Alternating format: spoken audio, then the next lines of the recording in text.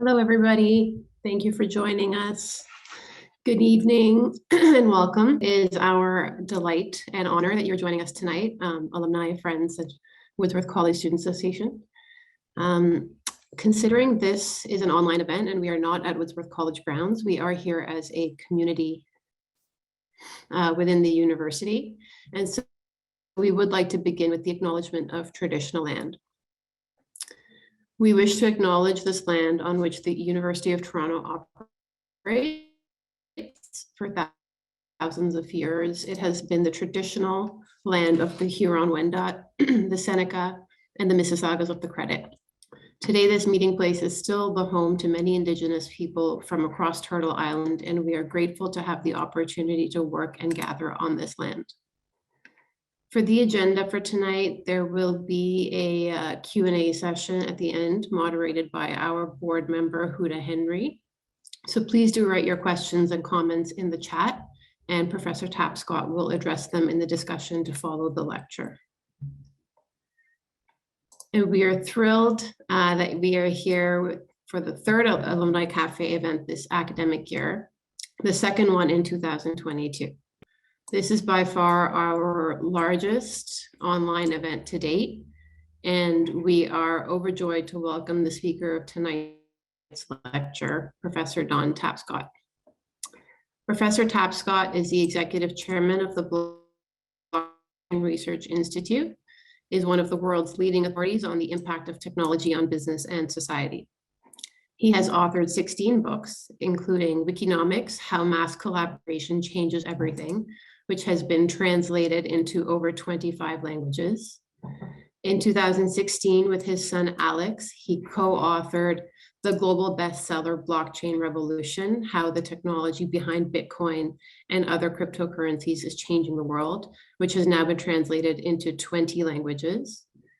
In 2017, Don and Alex co-founded the Blockchain Research Institute, whose 100+ projects are the definitive investigation into the blockchain strategy, use cases, implementation challenges, and organizational transformations. Since then, Don produced a new book entitled Supply Chain Revolution, How Blockchain Technology is Transforming the Digital Flow of Assets. The book debuted in June 2020 as the #1 new release in the commerce category on Amazon.com. Don is a member of the Order of Canada and in 2019, then ranked management thinker by Thinkers 50, joined Professor Michael Porter, Peter Drucker, and others in the Thinkers 50 Hall of Fame. He is an adjunct professor at INSEAD and Chancellor Emeritus of Trent University in Ontario, where he served as Chancellor from 2013 to 2019. Professor Tapscott, we're very grateful that you've made the time to join us tonight and to present us with your very important topic, Web3 Implications for the Canadian Economy. Without further ado, the floor is yours, or in a more timely expression, the screen is yours. Well, thanks very much, Anna. The screen is mine. It's been a crazy period, hasn't it? But I'm very pleased to do this. Woodsworth College, of course,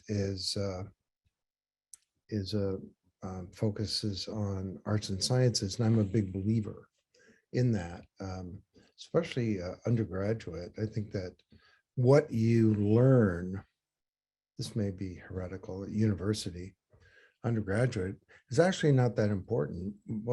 Because you're going to reinvent your knowledge base multiple times as you go throughout life. What's important is your underlying capabilities that you develop, your capacity to think, solve problems, see the big picture, be critical, write, research, collaborate, communicate, put things in context, and so on.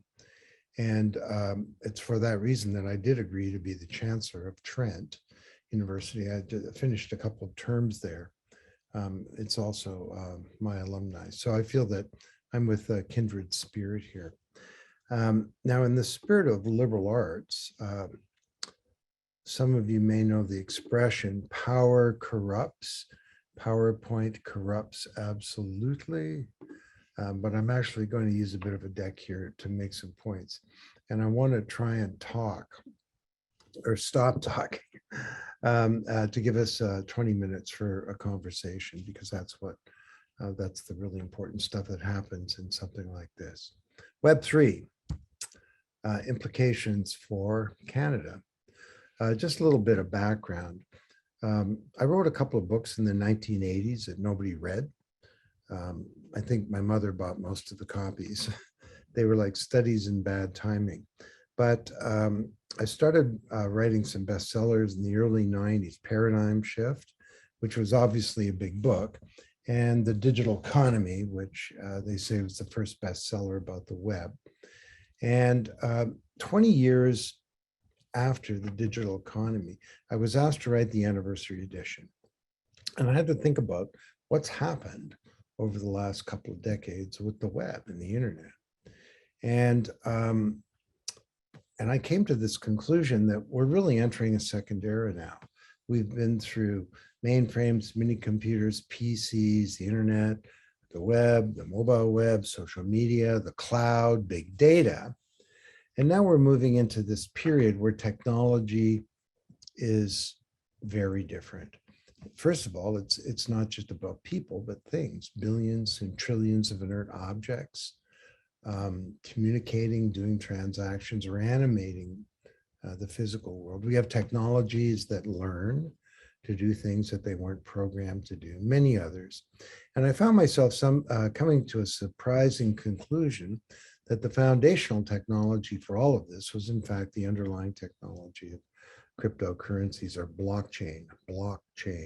Now, it's not the most sonorous word in the world, but I came to the conclusion that this really represents the second era of the internet, and that it is enabling a whole new generation of the web, the Web3. So let me explain that.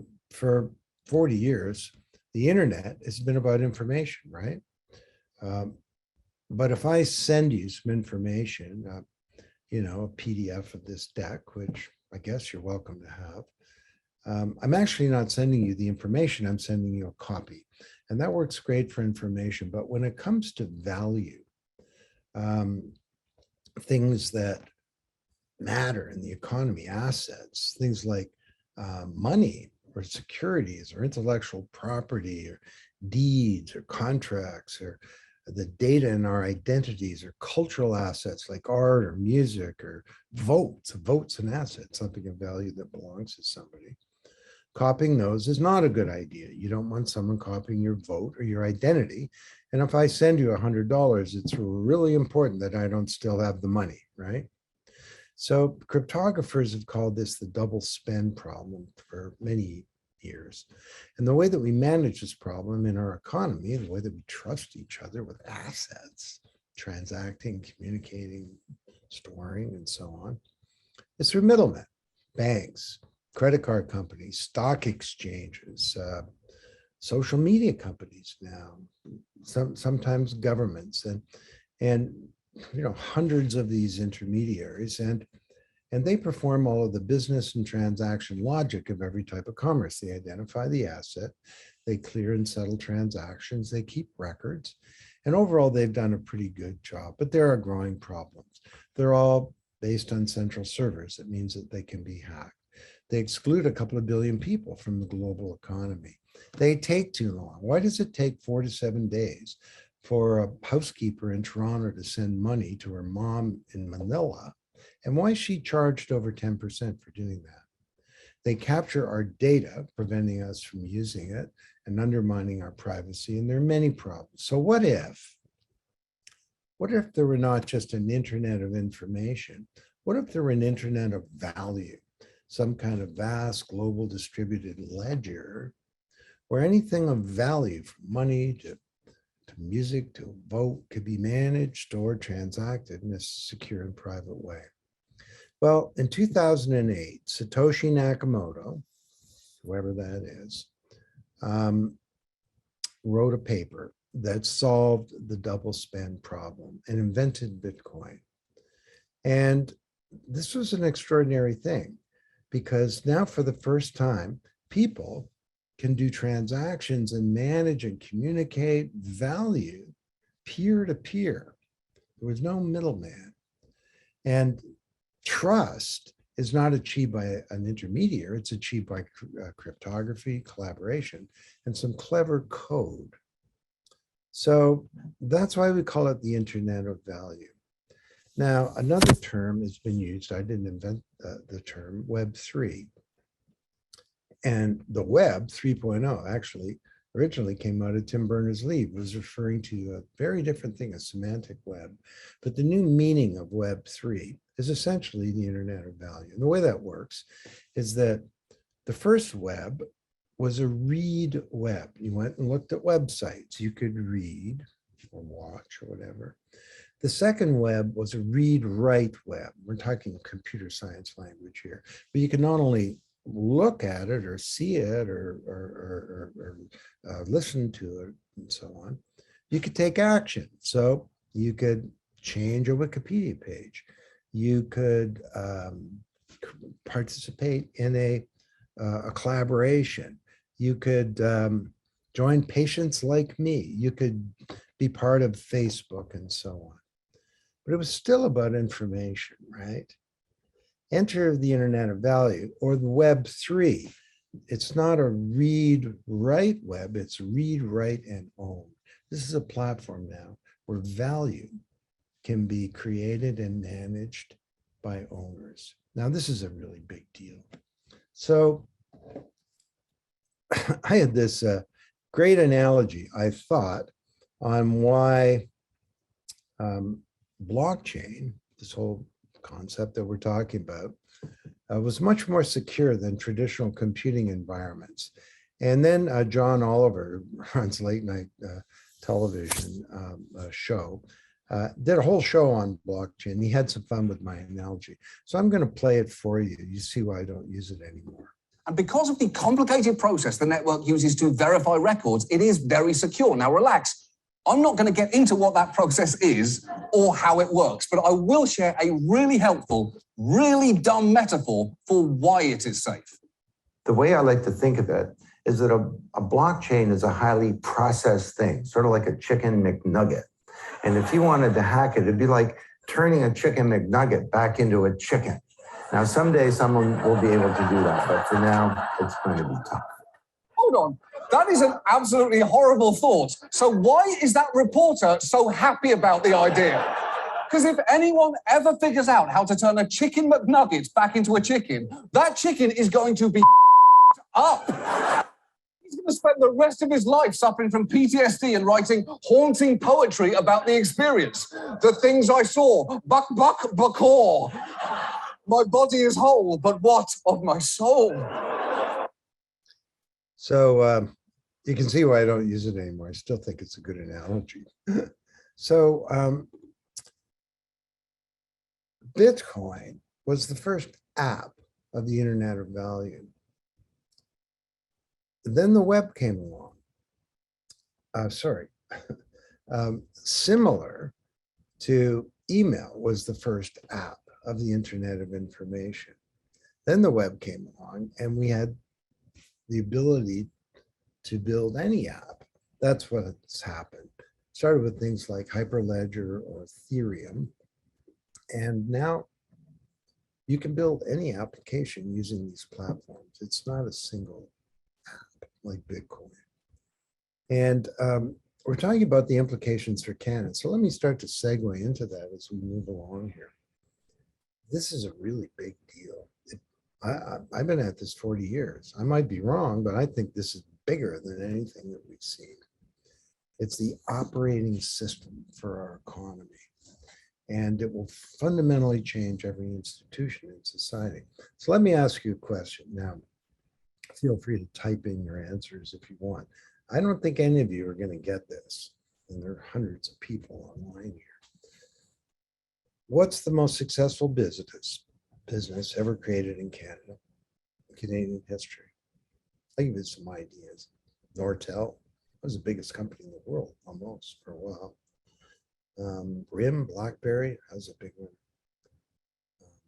I don't know, RBC, it's a huge bank. Shopify, Ethereum is a blockchain platform invented by a 19-year-old dropout from the University of Waterloo, and it is worth 4 times the size of Shopify today.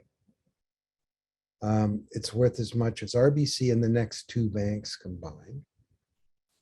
And we drove it out of the country by our regulatory environment. So Houston, we have a problem. And I'm going to keep segueing back to this all the time. Now, the great thing about things like Ethereum, platforms like that, is you can build smart contracts. It's just like what it sounds like. It's a contract made of software, self-polices, self-executes. A lot of what we do in business, government, and society is agreements between people. Now, after Ethereum's still the big one, but there are all these new platforms which have emerged. Like, well, Polygon is a layer 2 scaling solution to Ethereum. But you have new platforms like Solana and Cardano that have some advantages over Ethereum. Then you have new platforms like Polkadot and Cosmos, the internet of blockchains, or Polkadot pushing the whole Web3 idea that all of this should interconnect. So when all is said and done, Canada needs to wake up and understand we're in a second era. And if I were to describe that overall in a word, I'd say the trivergence. AI, blockchain, the Internet of Things, and these 3 things are coming together around something called data. So what's the opportunity? Well, I did get lucky with the timing of this book. Publisher says it sold more copies than all other books combined on the topic, blockchain. And, it's now in over 20 languages. I got lucky with my co-author too. It's actually, turns out he's smarter than I am. Maybe he's younger, that could explain it. I have wisdom. Anyway, but we argued in the book that this is going to change the deep architecture and structure of the corporation. We're going to see more decentralized models of wealth creation emerge, and that it will have a huge impact on every institution in society. Now, today, I'm going to fly through 7 of them. It could be, I could give you 37, but I'm going to give you 7 of areas where big changes are underway. Although, I don't know, if you're up for it, we can do all 37. We'll be here till 4 a.m. I'm sure none of you have lives. No, seriously, let's look at 7 of these quickly. The first one, not so quick, because it's kind of where a lot of the action is. So everyone thinks, well, Web3, crypto, right? We have cryptocurrencies. Well, actually, that's just the tip of the iceberg, as I will explain, but they are important. I mean, you have self-organizing cryptocurrencies like Bitcoin. Amazing thing about Bitcoin is that it works. There are corporate cryptocurrencies that have not been successful yet. The big effort was DM from Facebook, and it died not because DM was a bad idea. It died because everyone hates Facebook. And then there are central bank digital currencies. These are our fiat currencies like the dollar, the pound, the euro, the yen, the RMB, and so on, that are becoming cryptocurrencies. And China is leading that charge right now, to the great chagrin of the Federal Reserve in the United States, because if China rolls this thing out around the world, which it's now starting to do, it will threaten the US dollar as the currency of record. So there's a lot of wailing and gnashing of teeth around this. By the way, every one of these slides, I'm going to say about 1/100th of what could be said. And if you want to pursue it, we'll talk some more. It's a lot more than currencies, though. Let me explain. This is a Rube Goldberg machine. I don't know if you know him. He was an American engineer and cartoonist. He developed all these ridiculously complicated machines that did something really simple, like crack an egg or open a door. I look at this and I think of, this is our financial services industry. It's super complicated, but it actually does some pretty simple things. It does 9 things. It stores value for us, assets, money, stocks, bonds, insurance, certificate, whatever. It moves value, moves all the stuff around, enables us to transact. It lends value. You have things like venture capital, private equity, hedge funds, mutual funds, and so on. It exchanges value, things like stock market, they create markets for value. It insures value, so you have insurers, the reinsurers, commercial insurance, and so on, risk management. It analyzes value. There's a whole industry that does that. How's Apple doing? It accounts for and audits value, big auditing companies, KPMG and Ernst & Young and so on. And it authenticates identity, you are who you are, and value overall. Every one of these things can be done by software, in theory. The entire industry could be done by software. Now, this is called DeFi. You may have heard of fintech. Fintech is a tip of the iceberg. It's the silliest form of changes to the financial industry because it's just a new coat of paint on that. It's like digital wallpaper. DeFi is changing and challenging the fundamental structure and architecture of the 9 things that the banking industry does. Point number 1. Point number 2, this is not just about currencies. All assets are becoming tokenized. So here's a taxonomy that Alex developed for a new book I'm going to tell you about, coming out next month. And you have cryptocurrencies, but then there are things that are called protocol tokens. So Ether is the native token of Ethereum, and so on. You have governance tokens, and governance tokens enable basically all the participants in a network to have some kind of control and say over what's happening in the network. You have NFTs, non-fungible tokens. We described these over 6 years ago in Blockchain Revolution. We called them crypto collectibles. Who knew that non-fungible tokens would be a more attractive and accessible term for people? But anyway, go figure. I've coined some terms over the years, but some they don't take off. But this is like non-fungible, meaning, you know, you have a Bitcoin and a Bitcoin, they're identical. A dollar and a dollar, they're identical, they're fungible. You have a Mona Lisa, nope, there's no other Mona Lisas, they're non-fungible. And non-fungible tokens can represent a Mona Lisa or a piece of digital art. In the past, you created a cool piece of digital art, anybody could copy it. Double spend problem, right? Now, blockchain, they can't. You have exchange tokens that, these are for crypto exchanges that are centralized exchanges that enable the exchange to work. There are securities tokens. This is probably the biggest one. There was a token generation event, the equivalent of an IPO 3 years ago, raised $4 billion. And there was no investment bank, no stock market, no stock. People bought tokens to represent an interest in a company. All stocks will be replaced by securities tokens. What's the role for stock markets in that environment? Well, we have them now. They're called exchanges, and there are decentralized exchanges that don't really look like a company in the traditional sense. They just work. Stable coins are crypto assets that are tracked and based on the value of some kind of stable or physical asset like gold. US dollar is the big one. Natural asset tokens are, you can tokenize any natural asset, a synthetic natural asset like a carbon credit, or there's work underway to tokenize every tree in the Amazon so that we can track these things and know what's going on. And then there are central bank digital currencies. So you put those together, DeFi is actually one of the fastest growing industries in the world right now. And this is a big deal. This is a really good book. Financial Services Revolution. Take a screenshot.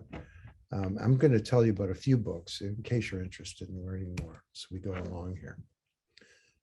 Number 2, supply chains. Who would have thought that in 2022, one of the biggest challenges facing the President of the United States is supply chain failure. These are these super complicated things. We got all kinds of partners and planes and boats and trains and trucks and pipelines, and there are borders and tax authorities, all kinds of middlemen, bankers and escrow agents and so on. And using traditional technology, EDI, ERP, and so on. What if this was a shared network state, a single ledger?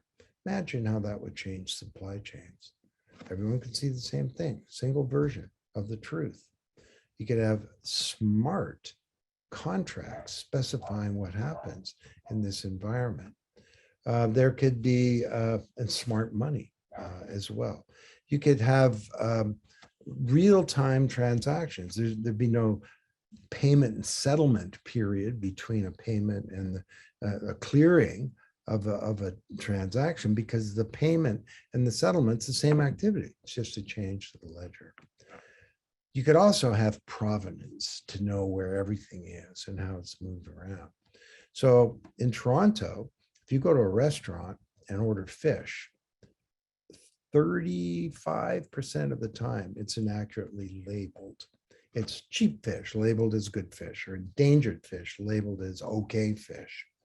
So the Fish Coin Project is set out to solve that problem. And because a fish will move through the supply chain, you'll know everything about it.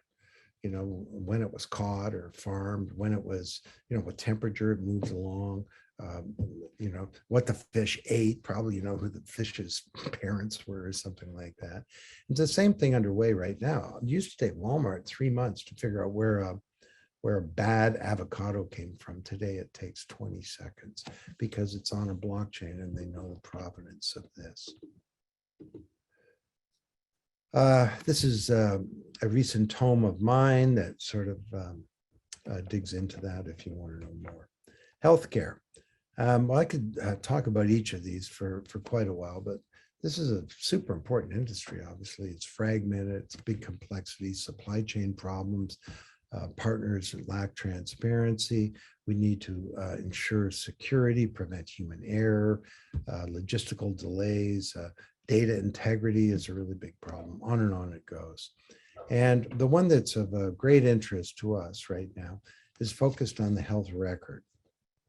And UHN, okay, right down the street from Woodsworth, or down the street, pretty much.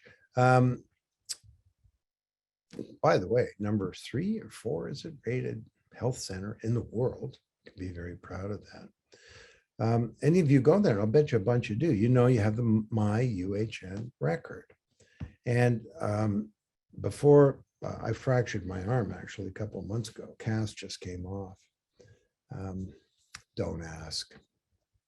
Oh, you ask? I was paragliding in the Himalayas, and some banditos on horseback were attacking an orphanage, and I needed to save the little children. Swoop down. Before I left the hospital, after an X-ray, that radiology report is in my record. Now, the next step would be that I can not only see it, I own it, and I get a second opinion. I can anonymize it, give it to science.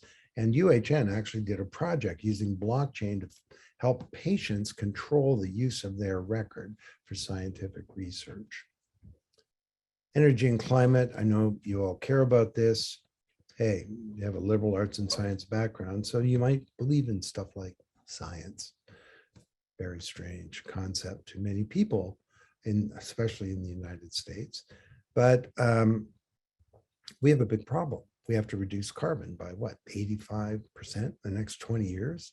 And even if we do, it'll take 1,000 years for the planet to cool down, and some bad things are going to happen. You can expect 1.5 billion people to lose most of their water supply in the next 5 to 10 years. So You think we have a problem with migration today in Europe?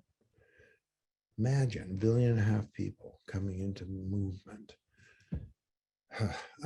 So how are we going to solve this? Well, we need to reindustrialize planet Earth. First of all, we need to completely change our energy grid to a more decentralized and green energy grid. And blockchain, it's really trivergence that's going to deliver this. So when this light bulb here buys some power from a green power source on a market and finds the best price, and it's judging which power it will choose based on the criteria that I as a homeowner have given it. I want it to be green, I want it to be this and that. And then when it pays, that light bulb's reputation will be enhanced as a trustworthy device. That's not going to happen on the Visa network, okay? These micro transactions, these are smart contracts that will real-time transactions that will govern all this. And so there are lots of initiatives. These are 3 that are underway right now that are doing that. Then on the other end, the carbon end and the token end, we can tokenize carbon credits and make carbon real liquid, verifiable markets. You can do all kinds of other stuff like, I buy, this happens to be a light bulb. I buy this light bulb and it's got carbon tokens that are in it because the manufacturer of the light bulb has offset all of the carbon. So I know I'm buying a green light bulb. I'm involved in a company called CarbonX, excuse me, carbonx.ca that's doing that. All right, we're almost there. Property rights. By the way, if you want to know more about this one, do check out my TED Talk, which has been seen by a lot of people. And because I talk about the music industry and protecting the rights of owners, of the composers of songs. But a sort of bigger, more important example in the world is land titles. 70% of land titles in the developing world are not enforceable. You're in Honduras, a dictator comes along and he says, well, you may have a piece of paper that says you own your farm, but the government computer says my friend owns your farm. This happened on a mass scale. You're in India, Haryana, 2 years ago in that province, and your parents die, you take the deed into the land titles office, somebody's bribed a clerk there for $50 and you don't own your land anymore, you're paying rent. So the Haryana Land Registry is a registry that's implemented and it's working. And when you put land titles on a blockchain, nobody can mess with them. It's not just because you can't hack them unless you know how to,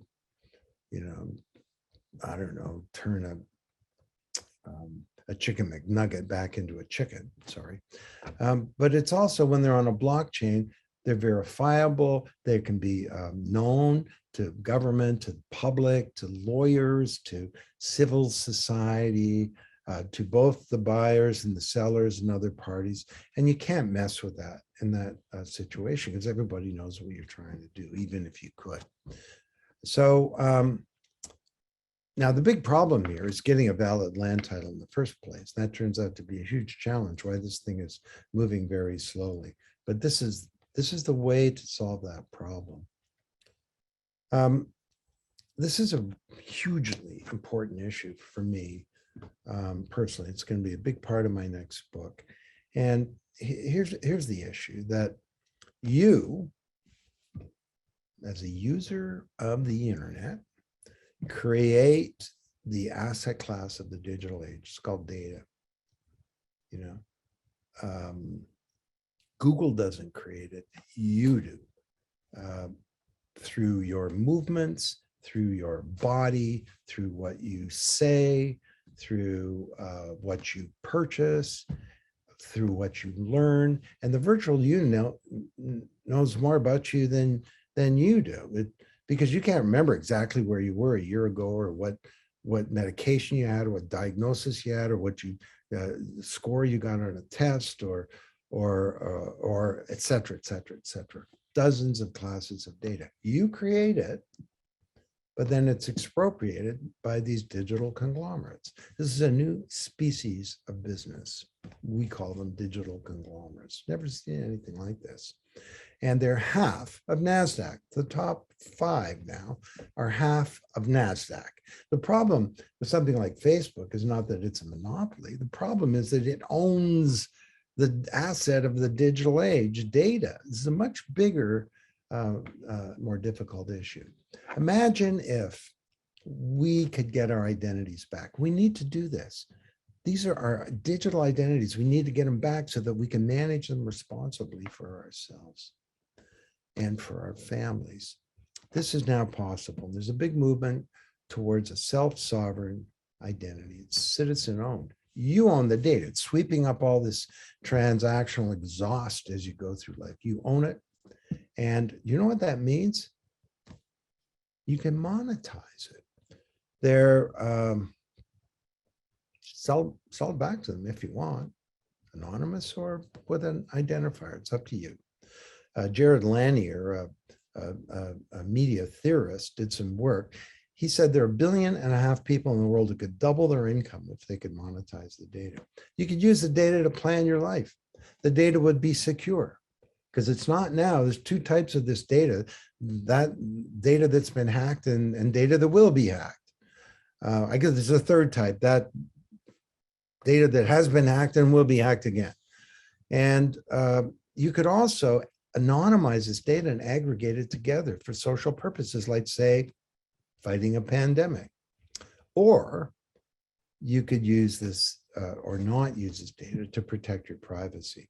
And people say to me, Don, give it a break. I wrote a book on this, 1995. And like since then, Don, privacy's dead. Get over it. You got nothing to hide. What's your problem? This is stupidity. Privacy is the foundation of freedom. And we need to get our data back because this represents our identities. So we can talk about that if you want. Final one, I want to get to the end here, is government. 3 big categories. I already talked about central bank digital currencies. The other 2 are, we can use this technology to change the operations of government. I'm off to Dubai in under a month, and the government there is attempting to create the first government based on blockchain. But it's not just about government, it's governance. And it's very clear we have a crisis of the legitimacy of our democratic institutions. You know, the Freedom Convoy would be an example of that. You know, in the United States, there are, well, 1/3 of the population, of the adult population, thinks that the last election was fake, that it was stolen. This has got to be the most scrutinized election, not just in American history, but ever. Every vote was counted multiple times by all these different people and lawyers and technology and scrutinizers from all the parties. Legitimacy is the idea that you may disagree with who's in power, but at least you think the system is a good one. Well, and I'm not getting political here, but by trying to overrule the results of a democratic election and faking up this whole thing that it was false, these are people who care more about who's in power than about the system. And that's a big, big problem. Because if not democracy, what? You know, it was Winston Churchill who said, democracy is the very worst political system, except for any other that has been tried so far. And so this is a big topic, but we'll have a couple of minutes. Second wave of democracy. The first wave, we created these representative institutions, but there was a weak public mandate. Citizens were inert, and politicians are really beholden to private interests. Why can't Congress pass a law requiring background checks for firearms? 94% of the population wants it, but they're not responsible or accountable to citizens. Okay, they're accountable to the people who funded them. We could have a second wave characterized by a culture of public deliberation, active citizenship, accountable representatives, and transparency. Now, I don't have time to go into this, but imagine a smart vote. You vote for the person, but also inside a smart contract, you vote for their program. And if they don't implement their program, maybe some bad things happen for them. They get sanctioned, they get cut off their funding, they don't get paid, or they get recalled. So those are 7 big transformations. And as I said, I think this is a big deal. So let's get in with Canada. Yes, there are lots of challenges. I'm happy to talk about those. But when it comes to Canada, we ought to be leading this thing, and we're not. We're actually kind of in the bottom half. It's pretty pathetic, in my mind. Global cryptocurrency adoption, well, most of the top 20 countries are emerging economies, including Togo and Afghanistan prior to the Taliban, if you can believe it. United States slipped from 6th to 8th place. The biggest ones are Vietnam, India, and Pakistan that are in the lead. Now, this is only crypto currencies, but they measure by total crypto activity, trading activity, non-professional users, and peer-to-peer exchange trading volume. But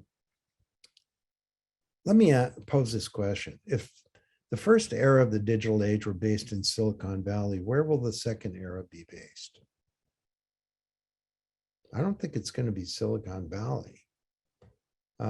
Well, it won't just be one place. There'll be multiple places. There's no reason why it couldn't be in Canada or Toronto. And this is really important. If you have Silicon Valley in your city or your province, this is an engine for jobs and taxes and economic development and innovation, all kinds of good stuff. But this technology is a critical sector, but it's a lot more than a sector. It's the foundation of all sectors. We're missing big opportunities to transform our energy industry, to transform healthcare and supply chains and government and all the other things that I talked about. What are the problems? What do we need to do? Let's talk about that in the discussion. I want to end this part right now. So this is a new paradigm. You get one of these things, you get a leadership crisis. And that's what we have in this country. We do not get it. You ask a Canadian government official, what are the big technologies for Canada? They'll say, I don't know, AI and quantum, I guess. No, quantum is a technology that speeds up processing. It'll be huge, it'll speed up all kinds of things. AI is a great set of tools already being used that will continue to be important. This is the operating system for our economy that I'm talking about today. We don't get it.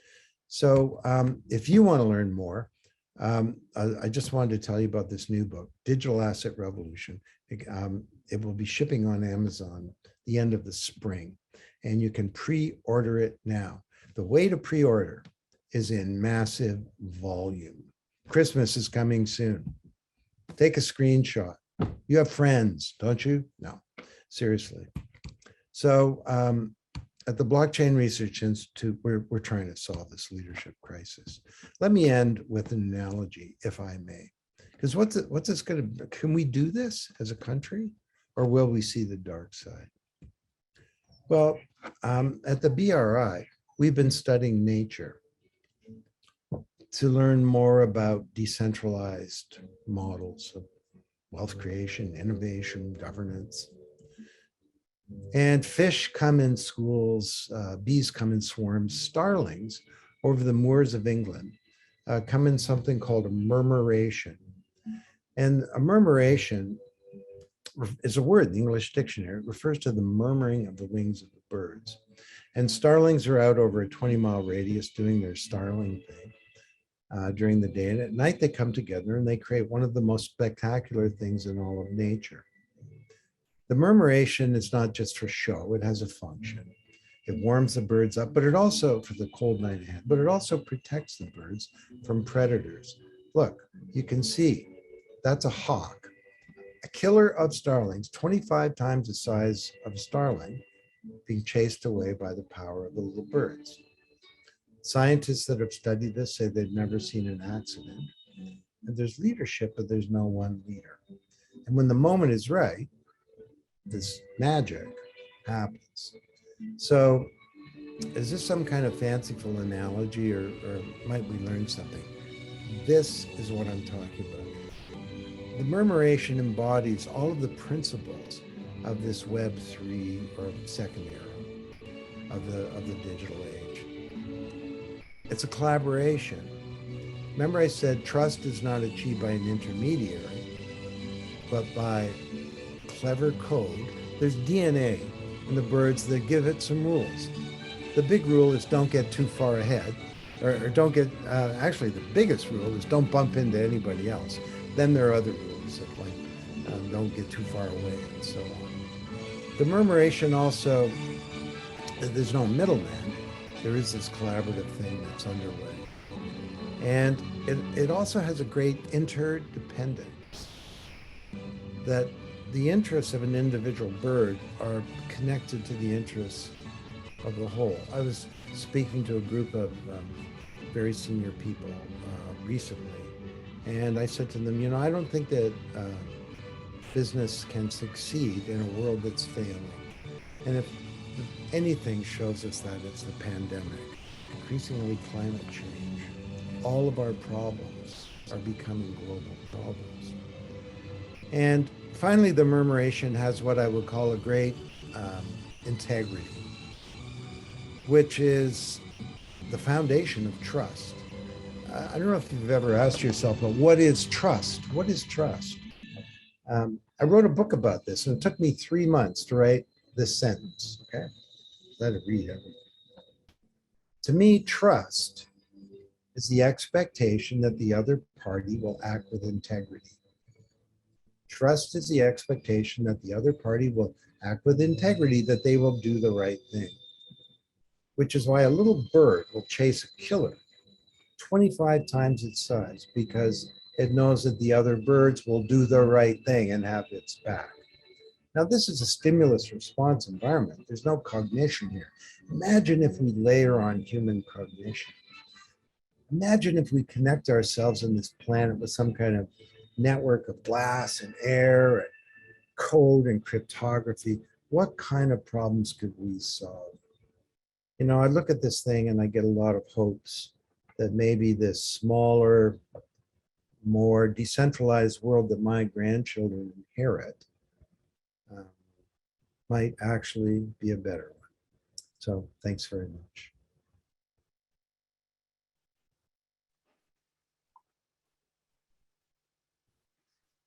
Wow. Thank you so very much, Professor Tapscott. This has been a fantastic lecture filled with insightful details and humor. I love the murmuration analogy. It's definitely very inspiring and makes sense. I'm also especially intrigued by your pioneer vision and how in this lecture you laid out the massive applications for blockchain, for finance, supply chain, healthcare, property rights, identity, and most importantly, government. So in practical terms, it will affect most of aspects of our lives and how in Canada we need to lead. I see a lot of questions for you from the audience. So we'll try to pick from the different topics to cover as many as we can during the next 10 minutes or so. One of the questions is saying, I think a major obstacle is governments, which would resist, especially in automation systems. This revolution would change the status quo and change social power dynamics. These dynamics have survived over millennia. Would you think this will result in more democratization or more centralization of power, as example in China?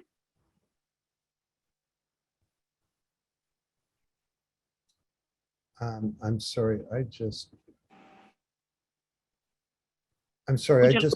lost you there. My speaker cut out. I got it back on. Would you tell me the last sentence? I heard the first part. Sure, these dynamics have survived over millennia.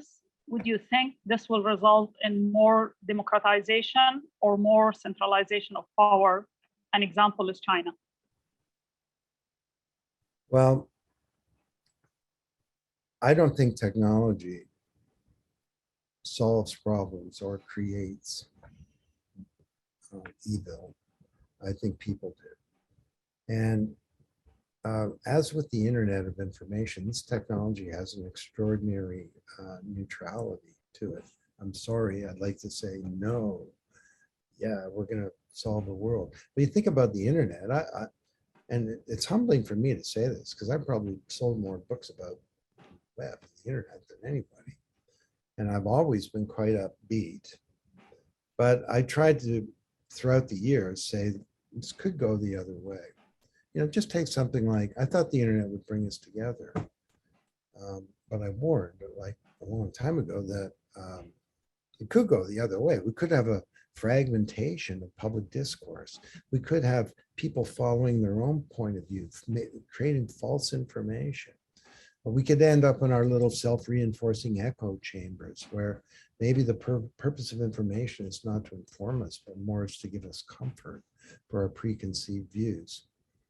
And I think that what blockchain does is it's not going to fix any of that, but it gives us another kick at the can.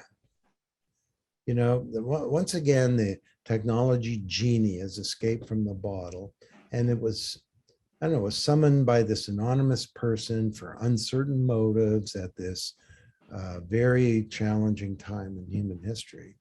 And it's not going to fix things, but it gives us another kick at the can, another opportunity to rewrite the economic power grid and the old order of things. The Internet of Information did not give us that because it was just about information. And that information and the power behind it was easily captured. Now, but that's not to say that nefarious forces can't use it. I mean, the big one that people talk about is crime, right? This is a foundation of criminal activity. That is actually provably false. Sure, there are bad actors. First of all, criminals are always the first to adopt any exciting new technology. But there is a currency used by criminals. It's called cash. 3% of all dollars are probably used for criminal activity, but 15 basis points, 15% of 1% of Bitcoin is used for criminal activity, according to the analysis that we follow. So, and in fact, law enforcement loves crypto because unlike cash, it leaves metadata. There's a great TED talk by a woman named Catherine Hahn, who was a federal prosecutor, TEDx talk, who showed how they use Bitcoin to catch the bad guys. So that's just an example of, well, it's an example of many things, but one is that, you know, how bad guys and good guys, bad people and good people can use this. And my only hope is that there are more good people and that we will mobilize by the millions and tens of millions and bring our legitimate expectations, our sense of integrity and what's right to the table. And if we do that, then maybe this round of the digital age, the promise can be fulfilled better than the last round. I really like your optimism and hope, and we really hope that things will improve in the future. So the next question will be coming from few people. I'll just sum it up for one. It's tackling the issue of energy intensive at the moment that crypto uses. None of this will work unless we devise a crypto technology that is efficient and doesn't need gigantic server farms or farming operations. When do you expect a more efficient way of encryption will happen? Well, there are thousands of blockchains, and there's only one significant one that burns a lot of energy. That's called Bitcoin. And it uses a mechanism for consensus called proof of work. And again, my TED talk explains, I can't go into it now, but it explains how that works. But nearly everything else has moved to a different consensus mechanism called proof of stake. Actually, Ethereum is another important one that's migrating. And that uses hardly any energy. So this is one of those issues that there's a little gem of truth to it, but people, they just like the crime thing, people just don't understand. By the way, 50% of all Bitcoin mining is located near green sources because they're cheap, hydroelectric sources and so on. Now, 50% of 50% is still a big problem. But if you want, you can buy green Bitcoin even today. It's in Toronto. It's called the 9-point Bitcoin ETF, and all of the carbon in the Bitcoin has been 100% written off. Now, full disclosure, someone I know named Alex Tapscott created that fund. But so, and then I just got asked this question on a talk earlier today, and someone harped in, he said, yeah, well, you got to consider how much energy the status quo uses, the current financial system, for example, with its giant buildings and trucks driving around and thousands of employees, you know, going to work in automobiles and so on. So like many of these so-called problems related to all of this, there may be a germ of truth, but you have to look at it and first of all get the facts and then decide which bucket am I going to put this problem in. There are two buckets. Bucket number one, reasons why this whole Web3 blockchain second era thing is a bad idea and we shouldn't do it. Bucket number two is something we're going to call implementation challenges. Every single problem that I've heard about this stuff goes in bucket number two, not in bucket number one. That's a very interesting way to say it.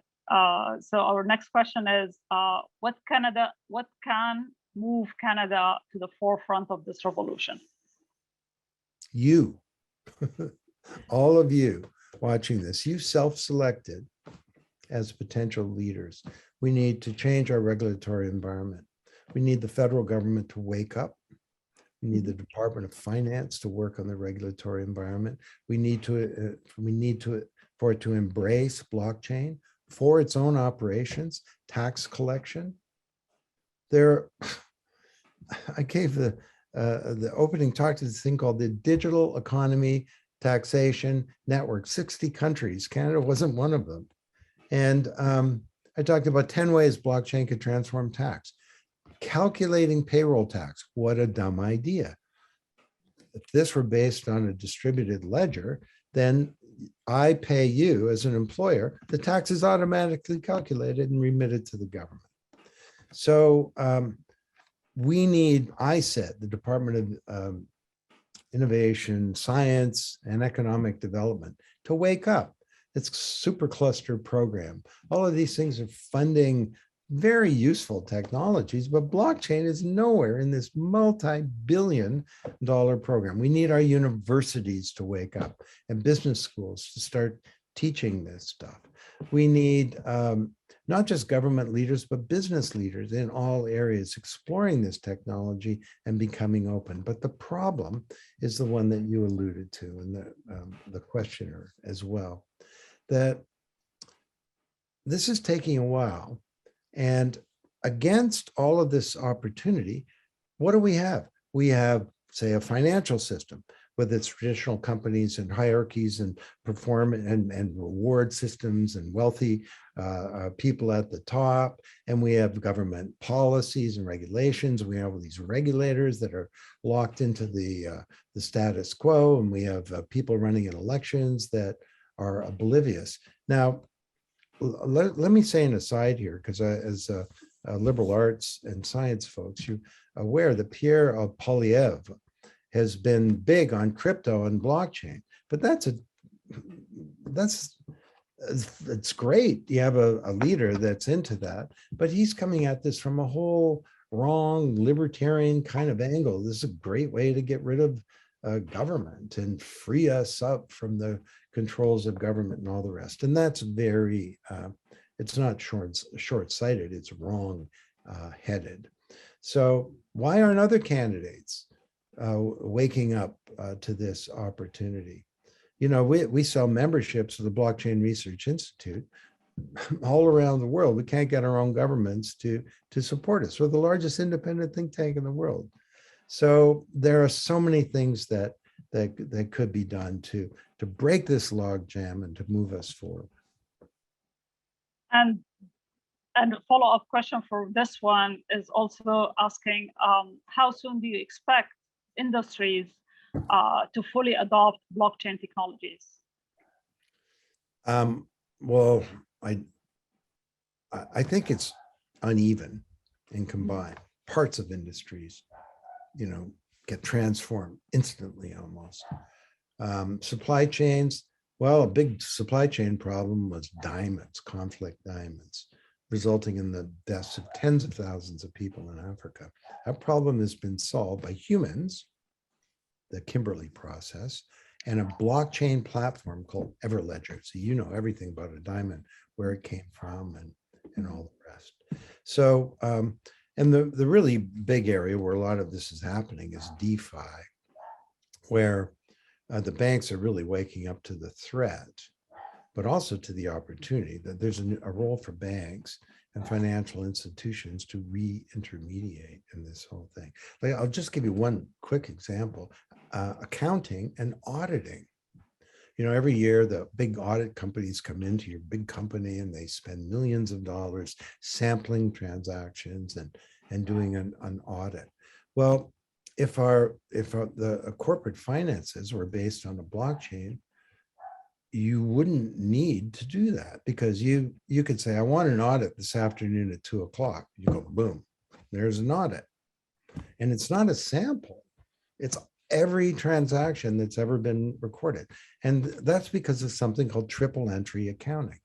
Double entry accounting, you got a debit and then you got a credit, and the two things, sorry, a credit and then a debit, and the two things have to match. They have to balance, which is why we call it a balance sheet. Well, a blockchain, you automatically get the balance entry. So triple entry accounting would revolutionize that. But you know, and the big accounting companies know that this is coming, and they're trying to figure out. A lot of them don't like that audit business anyway. They're trying to figure out how they could create new value-added services in that area. It's really big changes coming in. Yeah. One more question is about, what's your opinion on governments implementing their own digital currency? Is this good or bad for crypto, and how so? Well, I'm going to hedge this a bit because it depends on how it's done.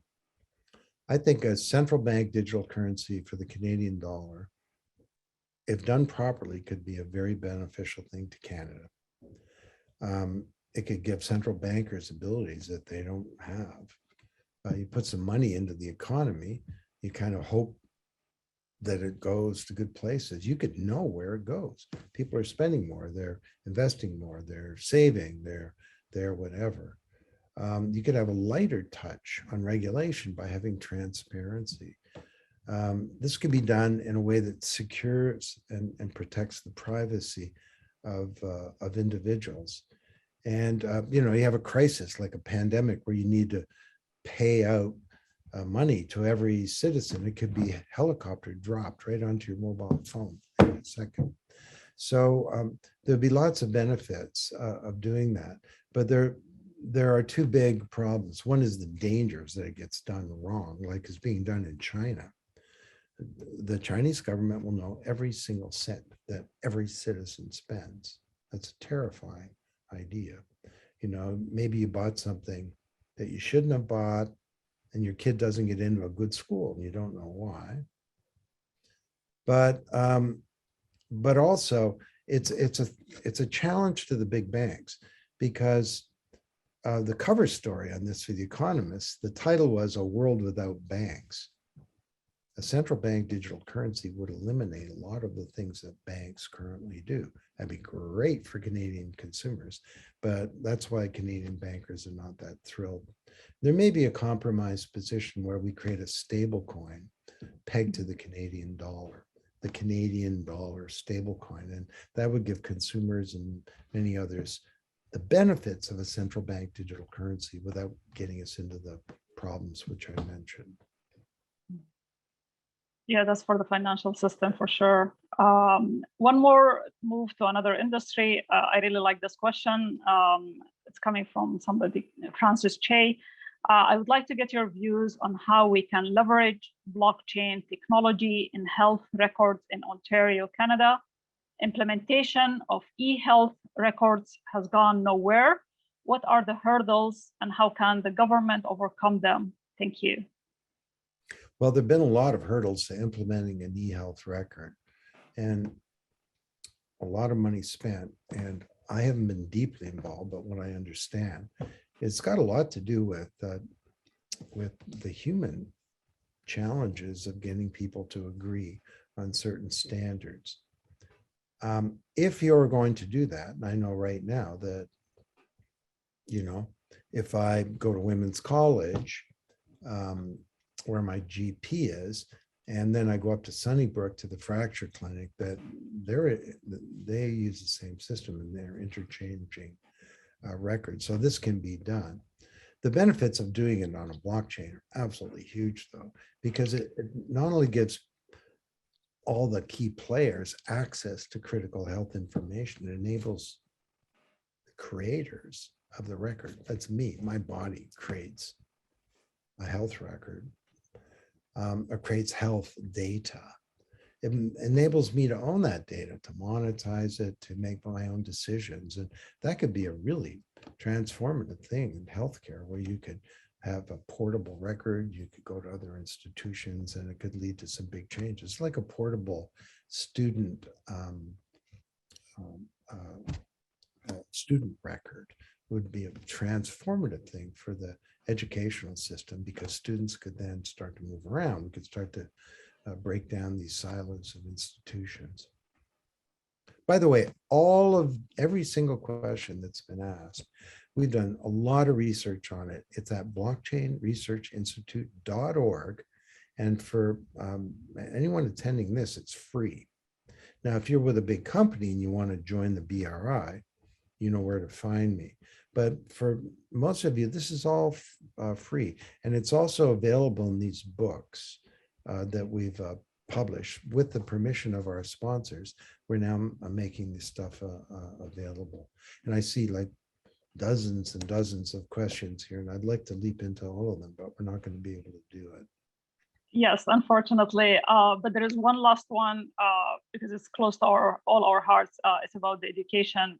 It's coming from Ted, and he's saying, Dr. Tapscott, and the law being a neophyte in the blockchain, so pardon the ignorance. Here's my question. My world is in K. Oops. It just went away. My world is in K to 12 education. One of our goals is to equalize the delivery of curriculum so that all kids, regardless of social economic status, can succeed. Is there a role in blockchain for that? Well, it's a very thoughtful question. The main work that we've done in education is around blockchain for a student record, and there's some big opportunities there. In the curriculum, there's this big issue of, first of all, truth and knowing the provenance of information. And this is a way that we may ultimately be able to crack this sort of fake news issue, maybe. But around the curriculum, there's a broader issue that has to do with pedagogy. It's not just what you teach, it's how you teach it. And the old model of teaching, although, you know, educators everywhere are working hard to get away from this, is sage on the stage. You know, it's I'm a teacher, I have knowledge, you're a student, you don't. Get ready, I'm going to give it to you. And back when I was a kid, I give it to you, and it's one way, one size fits all. It's focused on me, and you're a passive recipient in the learning process. And your goal is to take this into active working memory, and through practice and repetition to recall it to me. When I test you, drill and kill. So I think the lecture is a very dumb way of learning. It's appropriate for the 15th century, but we could move towards a very different model of pedagogy where now I realize the irony of that I'm sitting here giving you a lecture and I give 100 of these a year, but we could move to a very different model where in K to 12, but even more so in university or post-secondary, it's not that you could separate what you learn into two categories. One is mastery, where there's a right or wrong answer, statistics. There's a right or wrong answer to how that analysis of variance worked. And that's a lot of learning. And then there's all the other stuff, that's, to me, especially post-secondary, is more important than the mastery part.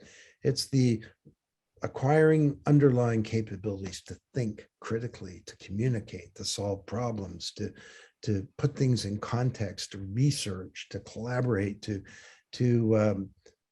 develop your passion for lifelong learning, because you will reinvent your knowledge base multiple times as you go throughout life. When I graduated, you chose a career and you were set for life. Today, you're set for 15 minutes. So, and if you take a science or computer science course, U of T, half of what you learn the first year is kind of out of date by the fourth year. So mastery should be, the best way to do that is with a tutor, one-on-one.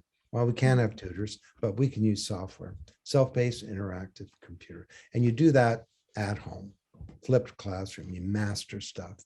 Then you come into the classroom, and that's where all the other stuff happens. All the discussion and projects and collaboration and being challenged by a teacher and that kind of stuff, which is very critical as well. I know that's a very simplistic way of thinking about it. Mastery and all the rest. Mastery, use a computer. All the rest, use humans in small group discussions. So at the end of the day, education also has a place for blockchain to work on it as well. Thanks everyone for the great questions. It seems the evening could carry on with more discussion, but we really will have to end it here. If we didn't get to your specific question, please excuse us, and hope you still got further insights from the discussion. Please note the event is recorded and the video will be published on the Woodsworth College Alumni Association website. Also, please make sure that you visit Professor Tapscott's website. It's blockchainresearchinstitute.org, or just Google his name. He's there. It has massive amount of research and activities. It's definitely worth looking at. For final remarks, here is Anam Bukhari, our brilliant host for the night. Thanks, everybody.